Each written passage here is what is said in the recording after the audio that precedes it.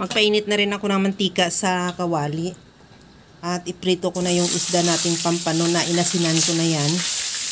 Antayin lang natin na mag-brown yung kabilang side o maluto. At saka natin yan baliktarin. Ganun din yung kabilang side. Pagkaluto na, tanggalin muna natin yan sa kawali at ilagay sa bowl at i-set aside.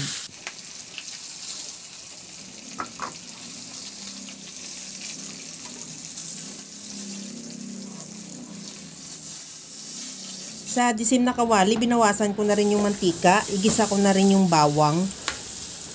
At isunod ko na rin ilagay yung sibuyas.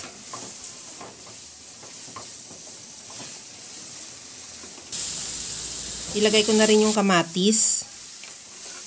Ihalo lang hanggang sa maluto lang din yung kamatis.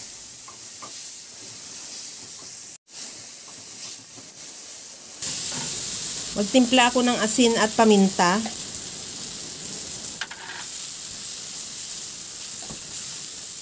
Okay na to, lagyan ko na ng tubig.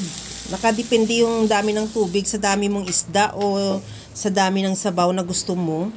At ilagay ko na yung pinirito nating pumpano para yung lasa niya mapunta na rin sa sabaw.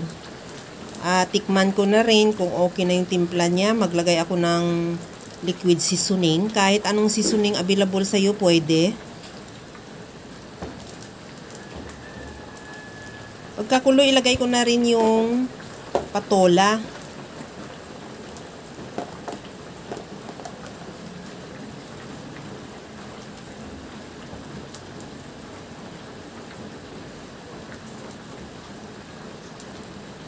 Takpan ko muna yan hanggang sa maluto lang din yung patola.